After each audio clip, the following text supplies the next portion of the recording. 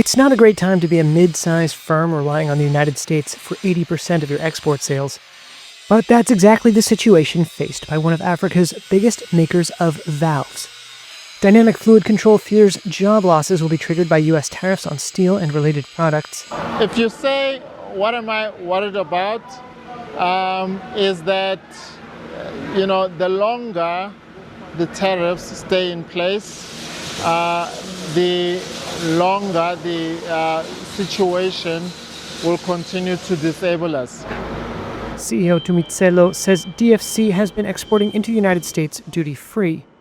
That's under the African Growth and Opportunity Act, or AGOA, a U.S. trade initiative passed in 2000 under former President Bill Clinton. However, President Donald Trump has been pushing to reshape global trade in favor of the U.S. On Thursday, he included South Africa in an executive order that imposed higher import duties on dozens of countries, set to take effect in 7 days.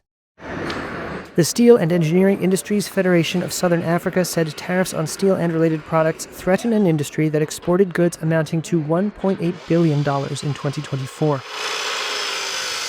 If one considers the fact that access to the US, say through AGOA, which was tariff-free, but even on those products that were tariffed, the US generally has a very low rate of taxation in terms of import duties.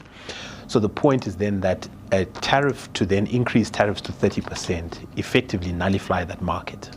There's no amount of exchange rate weakness that could compensate for that 30% depreciation.